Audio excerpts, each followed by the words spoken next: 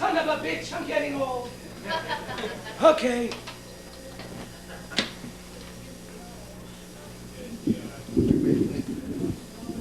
It's fun. Oh, oh, oh! Oh, oh, oh, oh! Oh, oh, oh! Oh, oh!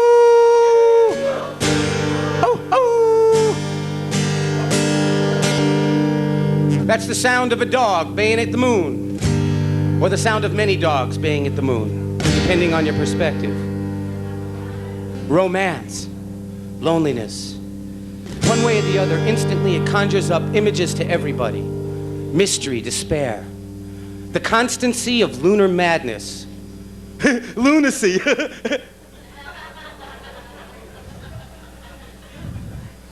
Lunatic.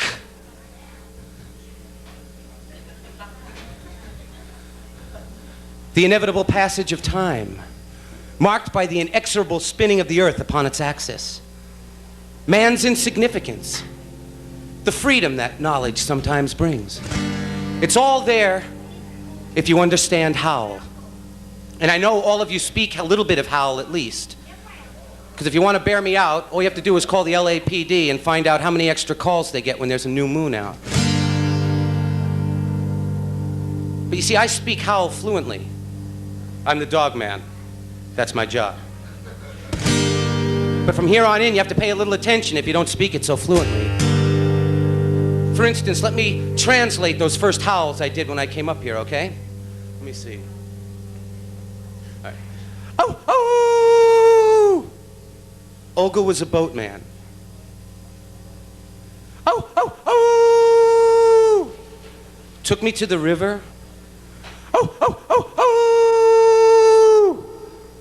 Told me I could live in peace with my desire. She was a liar.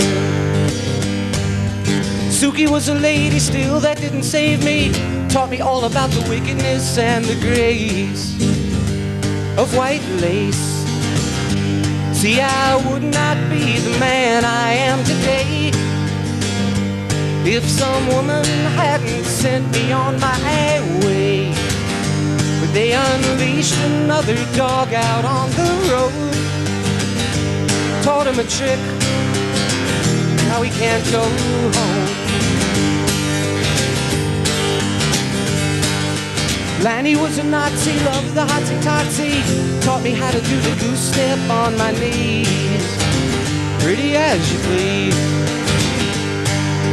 Lizzie was crazy still, that didn't save me. She took me everywhere I never wanted to go.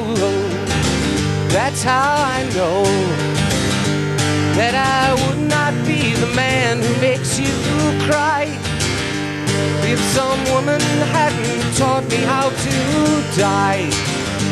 They unleashed another dog out on the road. Taught him a trick, threw him a bone. And I'm just another dog out on the road. See, I'm just another dog out on the road. See, I'm just another dog out on the road. Teach me a trick, throw me a bone. Teach me a trick, yeah, throw me a bone. I could learn to roll on over. Do any little thing you want me to. I stay out playing all night long, then I bring something new on home to you. Oh, oh, oh, oh, oh, oh, oh, oh, oh, oh,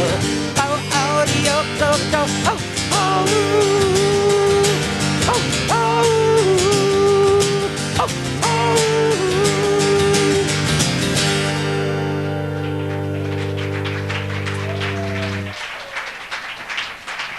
Thank you very much. Thank you very much.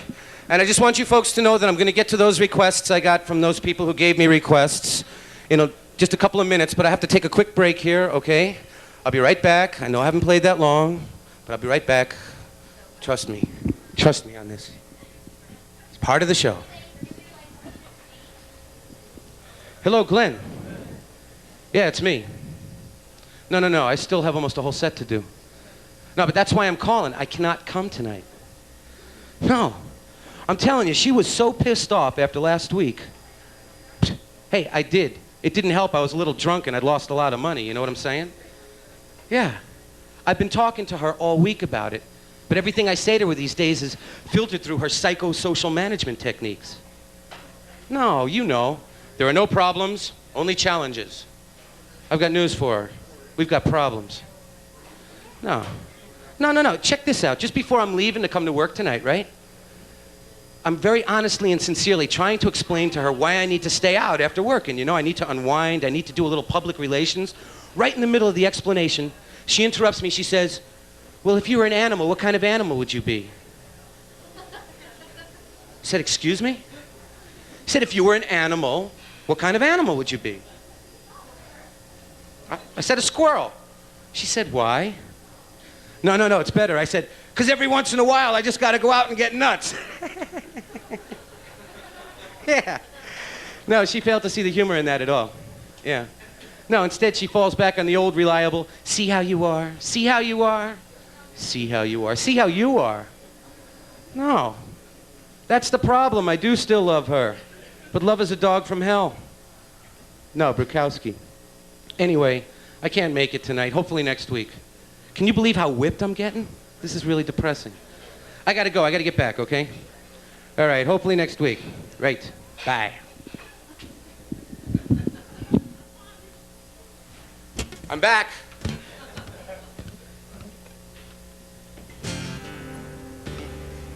You know what I hate? Well, I was gonna do all those requests for you right up front, but I've been inspired to do a song I wrote myself. It was inspired by my girlfriend. It's called See How You Are.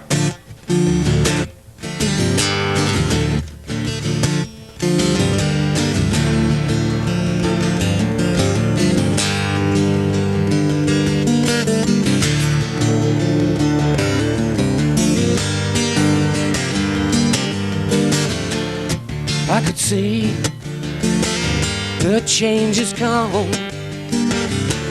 little things you used to say, little things you used to do, finally seem to slip away. Then you try to tell me I'm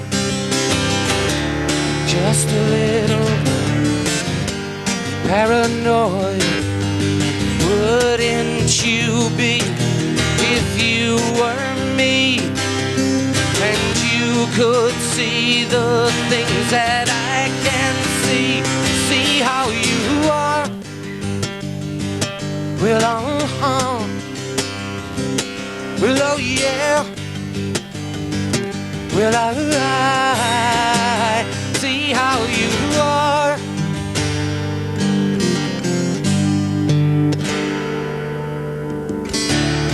All the pretty plans we made, we'll never see the light of day.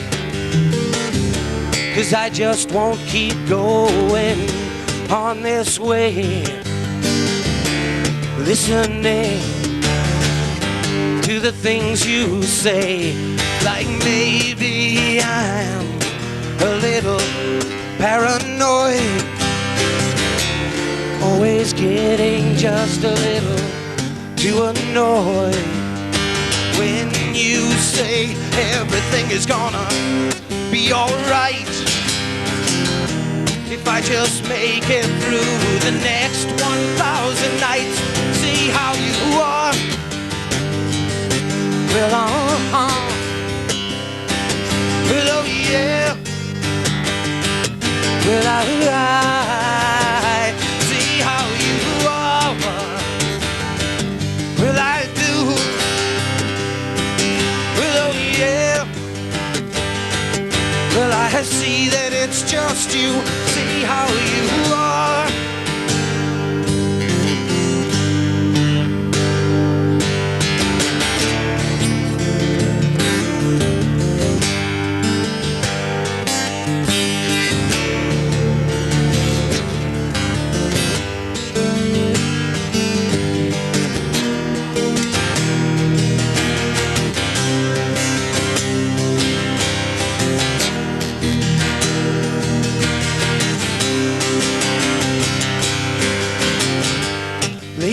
night when you are in my arms, unleashing every one of your lover's charms.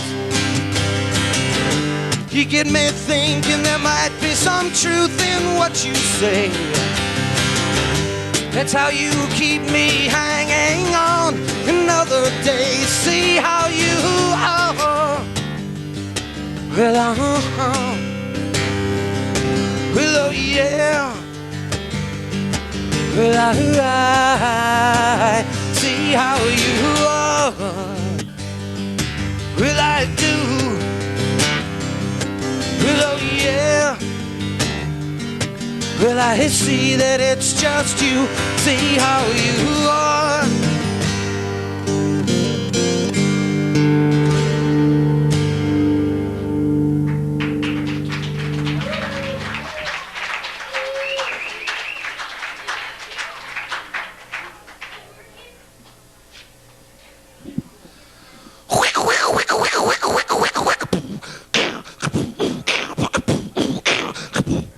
When you live out of bags, there's no doors to close. You don't pay no bills, so you can't hang up your clothes. If it's day to day, strange face to face, hand to hand out, and face to face, there's nowhere home.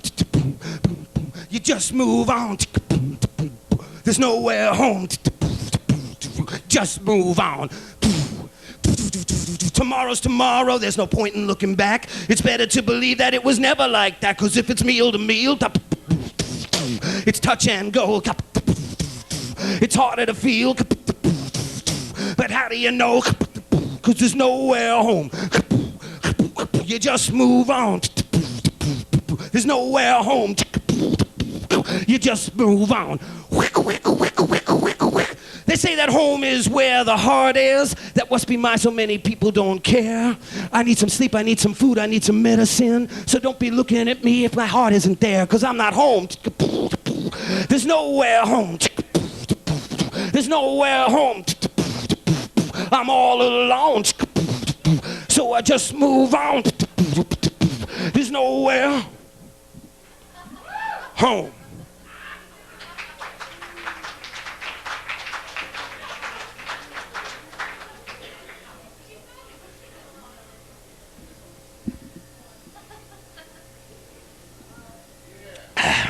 I'm doing some drinking. How about you, Southbound?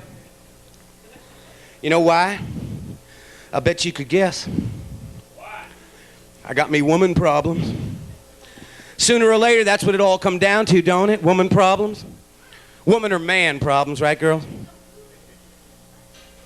See, my pumpkin thinks I've been starting all kinds of trouble between us because I've been having a little bit of a writer's block, and she thinks I've been doing it because I need some material to write about, you know what I'm saying? I tried telling her that's a little bit crazy because life is hard enough and without going looking for misery, you know?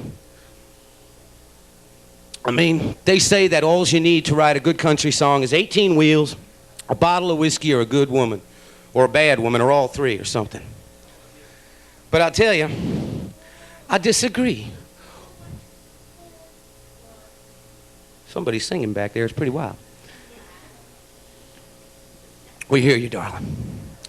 But I say, I don't think that's true. See, all you need is feelings. You know, feeling, nothing more than feeling. Trying to forget love. Trying to... Thank you. So that, it's okay. No, I mean, when my pumpkin's feeling blue, you see, she takes the same things I do all the time and thinks I'm carrying on. And I'm just acting the exact same way I do all the time. I told her straight out, I told her the truth. I looked her in the eye and said, Pumpkin, I gotta talk to those girls. It's part of my job. I mean, how the hell do you think I met you? I mean, sure, I'll grant you, it's easier to write a song when you're feeling bad. But that's just because who wants to sit down and write a song when you're feeling good? You're too busy feeling good. You write the feeling good songs when you're feeling bad, trying to remember how you felt when you was feeling good. Of course, you write the feeling bad songs when you're feeling bad, too, but see, that's just because if you don't get that stuff out, you'll explode. Just like a big old blooded tick you pull out of your dog and put a match to him. Boom! You know what I'm saying. Let's face it. Some people go to confession. Some people climb up on the roof of a school building with a gun. Some people play the guitar. It ain't no different. But I swear I don't create no situations just so I can write a song. Speaking of which, I'm going to do one for you right here. It's kind of a pretty song, so I'd appreciate your attention.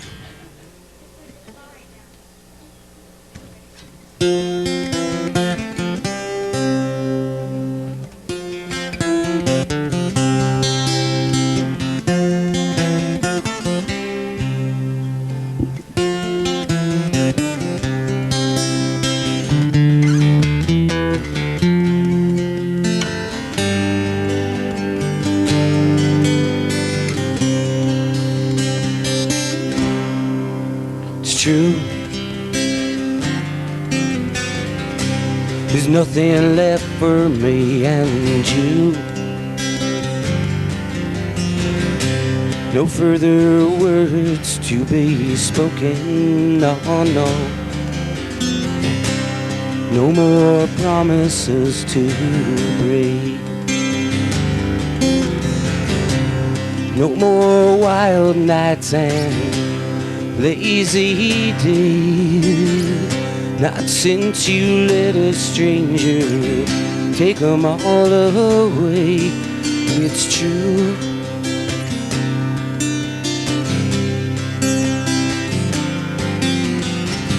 Swift river dreams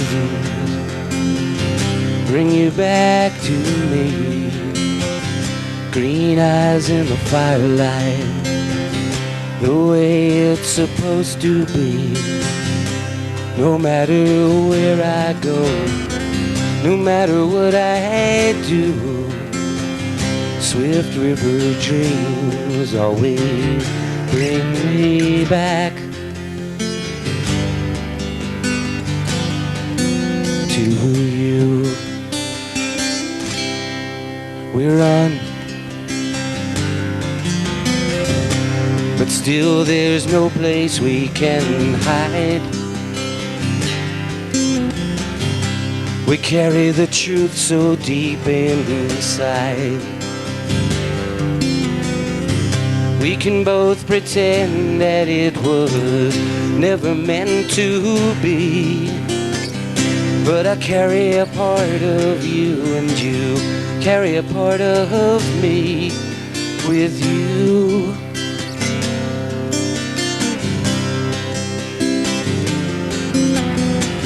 Swift river dreams bring you back to me.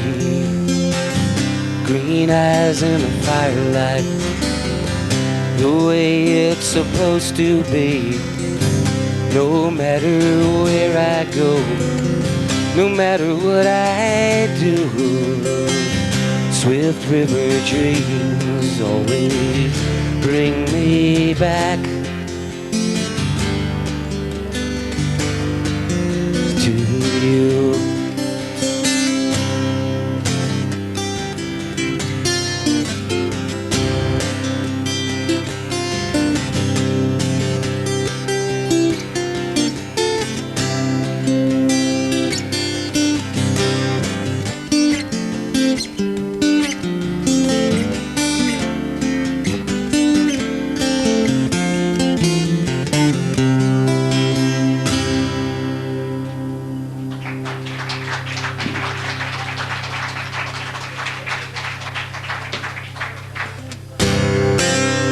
So now I'd like to take you all to Ireland with me.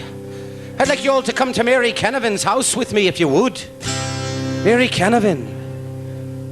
Mary Canavan was the name of a poor Irish girl my friend Steve arbitrarily picked from a list of poor souls in third class who perished on board the Titanic to use in a play he was writing. And what started out as the late-night ruminations of a couple of sleep-deprived lunatics turned into a 10,000-mile odyssey. At the Admiralty Hall of Records in London, we held the original Titanic manifest in our hands. And there, towards the back, on a yellowed page in fading ink, we found her. Mary Canavan, County Galway, Erie, age 19, occupation spinster, and a fair hand.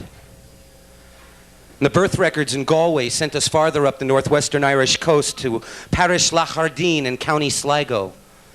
And the trail became a little bit more difficult there because we had to go back into the tall hedgerows where all the poor farmhouses are scattered. And we'd knock on doors looking for someone who knew someone, who knew someone, who knew someone, who knew someone. And always, even in the poorest houses, with the thinnest of bookshelves, with no books on the shelves, there'd always be those same two books that kept spurring us on. The Holy Bible. Hey!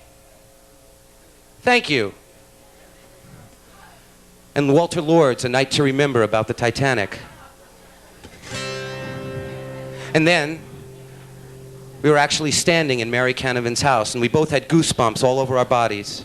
We were standing in the same tiny 3-room cottage she had left from 76 years earlier, on the same dirt floors, with the same tiny hand-painted little fireplace that still burned bog peat for warmth.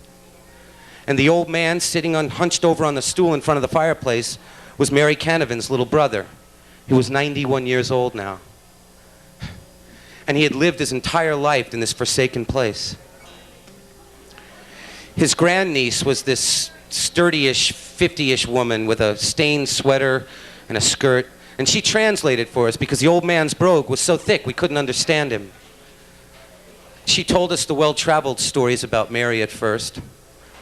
They were like family lore now, their thread to immortality. You see, Mary wasn't even supposed to be going. Her brother Patrick had left for America just a few months before. And the plan was that Patrick would get a job and a place to live and save some dollars and then send for Mary. But the world turned upside down in late March 1912, when the Bork twins, a brother and a sister who were Mary's closest friends, came to Mary's house to tell them their incredible news. They and 4 of their friends from Lachardine were taking advantage of the most fabulously cheap fares ever offered to America on board the most brilliant ship ever constructed. So Mary's father scraped together her fare out of what very little they had, because as she had said, who would I have to go to confession with? What the poor immigrants couldn't have known was the horror and the immortality that awaited them at the hands of man's arrogance. Arrogance that welcomed with open arms a series of blunders, any one of which, if avoided, would have saved that ship. Arrogance which posted armed guards by locked gates when the time came to keep the third-class steerage passengers like Mary and the other people from Lachardine below decks until the wealthy people were in the boats and off. It was arrogance that bordered on murder. Well, the old man roused himself finally when directly questioned by his niece at our request about what he remembered most about the night that Mary had left. Granduncle, the Americans want to know about Mary's leaving. They want to know about Mary's leaving, what you remember. Through the unintelligible brogue of the old man, we could make out one word: chocolate. Well, he was only 7 years old, mind, and chocolate was a very rare and fine treat. And he has never forgotten Mrs. Bork. She frightened him quite badly, the poor dear. You see, for weeks after the news came, she lost the twins, and he'd be awakened every night by the sound of Mrs. Bork's voice echoing across that lake you passed on the road up here. She'd be out there all night long, crying and screaming and cursing and wailing at the spirit of the waters to give her back her babies, please! He was 91 years old, and he still lived in the same 3-room cottage he'd lived his entire life, with the same dirt floors and the same tiny hand-painted fireplace, still burning bog peat for warmth. When we left him, there was a fog rolling in. He was framed in the dilapidated gateway of this old fence, looking for all the world like some ghost who'd been robbed of his future by the ripples of a wave caused by the sinking of a ship too long ago.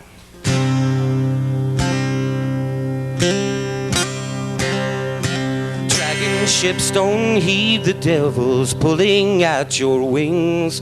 Take me swiftly over water, hear the song I sing. of home and hearth I haven't tasted these 2 long years or more. Take me back to the golden braids that wait for me ashore.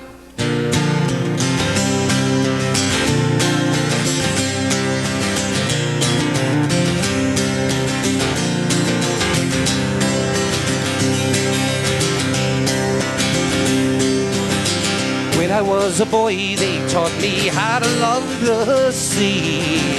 Then I heard the warrior's song, how it was to be. With axe I learned to tame the forest and shape it with my hand.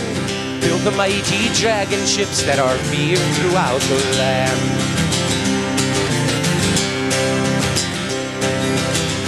When I was a young man and I shipped away to sea, seduced by her beauty, her spirit set me free. I learned to steer the stars at night and how to wield a blade. Also of the loneliness that never goes away. I was still a younger man when Odin blessed me twice. The first time I laid eyes on her, knew what it was like to find the one you're born to love and so never be afraid. She's the one who taught the warrior how to love a maid.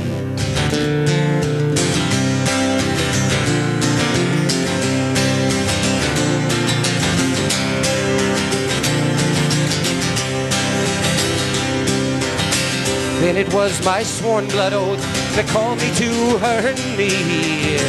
No one could have told me just how hard it was to be. I do not speak of death and battle, for they are as the air. But every aching starless night I missed my golden hair. When the wind was up and the sea was calling, it made me want to cry. To see my love upon the beach, she was waving me goodbye.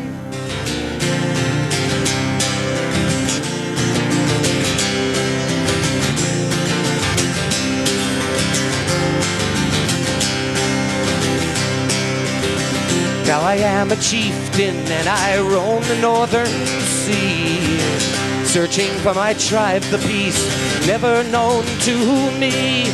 No longer will I just ignore this fire in my breast, to hold her in my arms forever and lay me down to rest. 'Cause the wind is up and the sea is smiling before the new moon fades. Once again she'll teach the warrior how to love a maid.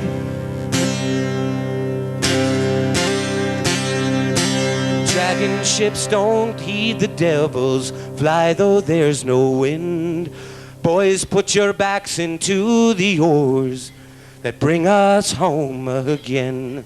With many tales of foreign princes, their treasures stowed below, but none to match the golden braids that wait for me at home.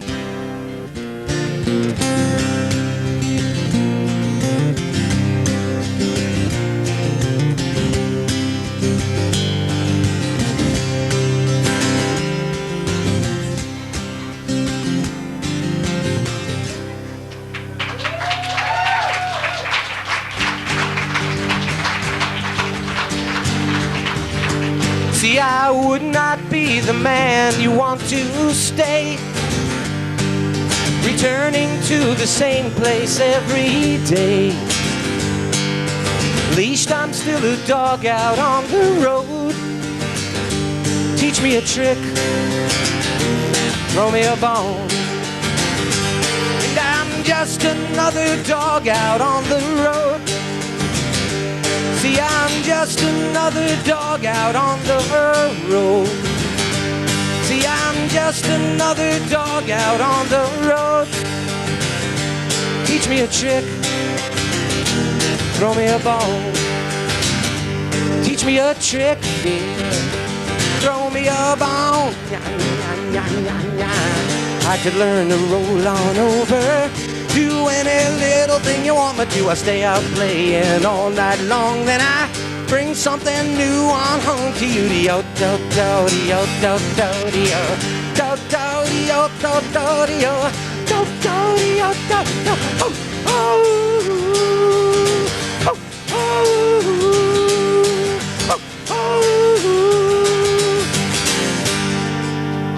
Thank you very much for your polite and kind attention. Thank you. Kerry Fusard, the dog man. One more hand for this man. Went out and pumped his heart out. Thank you, lad. Awesome. He's so cool.